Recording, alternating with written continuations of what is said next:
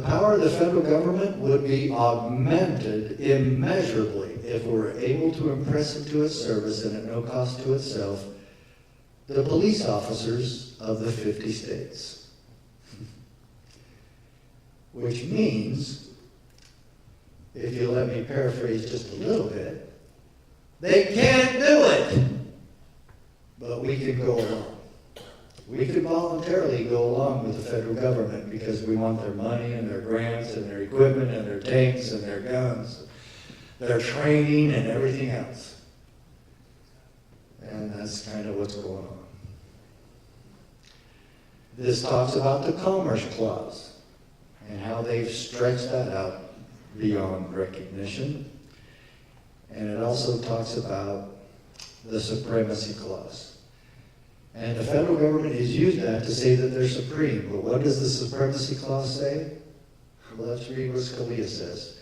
The Supremacy Clause, however, makes law of the land only laws of the United States which shall be made in pursuance of the Constitution. So the Supremacy Clause merely brings us back to the question discussed earlier, whether laws conscripting state officers violate state sovereignty and are thus not in accord with the Constitution. That's right from this case.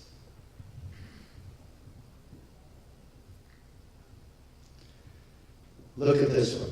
The federal government, we held, may not compel the states to enact or administer a federal regulatory program. Folks, when you said, ooh, did some national regulatory program kind of come to mind? You're running for Congress. What comes to mind? Would it be Obamacare? Does the state of Pennsylvania have to administer nationalized, socialistic, federalized Obamacare? No. Not on your life. They can go along if they want, but they'll be violating your trust and their oath and state sovereignty. That should be against the law, shouldn't it?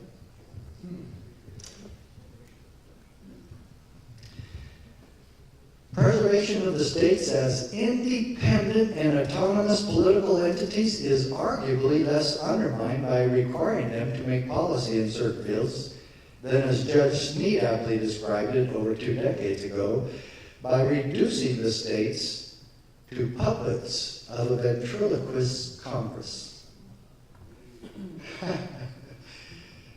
You can look around and see which states have decided to become those puppets, can't you? You know what? I refuse to be one of those puppets. And other officials across this country can do the same. And it might be tough to do out here in Pennsylvania. But we've got to change our paradigm, change how we think, change what we do. And why? Because we want to be free again. It is an essential attribute of the states' retained sovereignty that they remain independent and autonomous within their proper sphere of authority. How do we remain independent and autonomous? By telling the federal government when they've gone too far and they need to go home.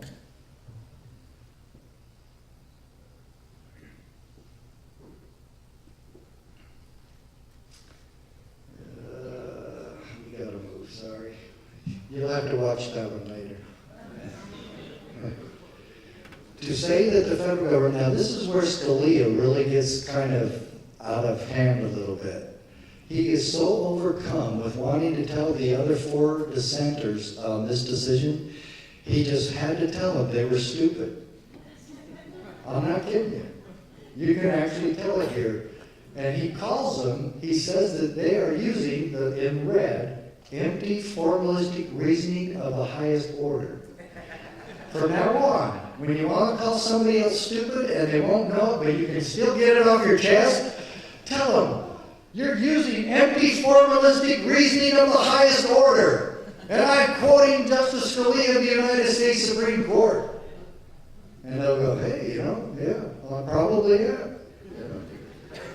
But folks, this is how you say stupid in legalese, and that's what Scalia is doing. Because he could not think of any other way to tell them how out of line they were being. He used legalese to tell them they were being stupid.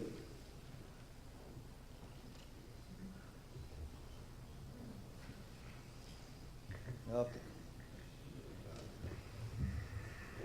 I must have alliance with England to prevail here.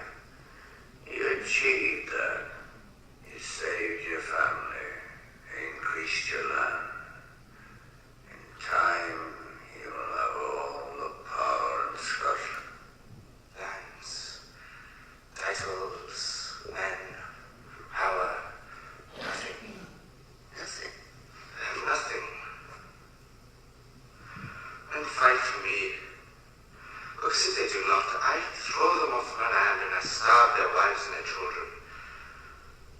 Those men who bled the ground red at Falkirk, they fought for William Wallace and he fights for something that I've never had. And I took it from him when I betrayed him, and I saw it in his face from the battlefield. And it's tearing me apart. All men betray. All lose heart. I lose heart!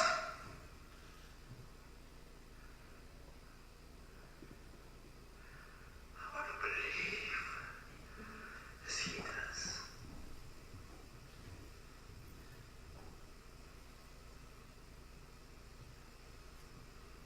I will never be on the wrong side again. Remember that commitment that I made to myself? The exact same words.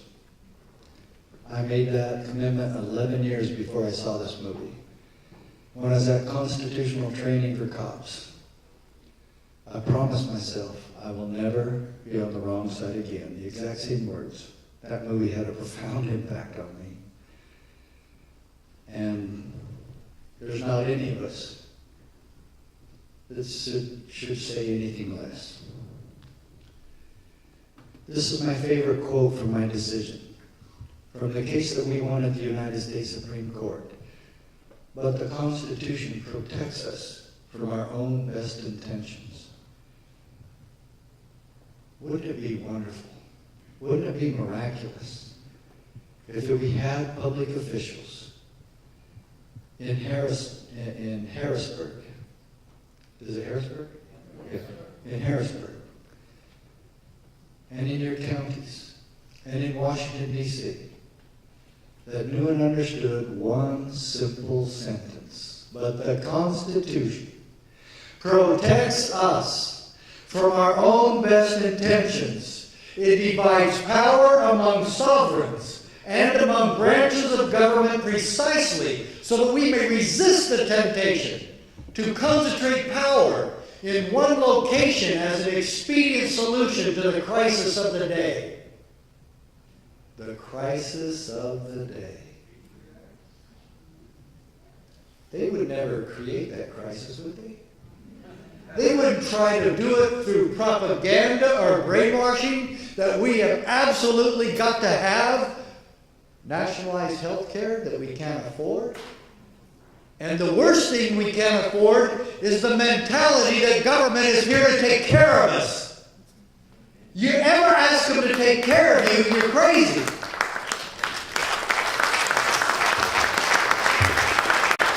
Because you know why? If you ask them to take care of you, they will.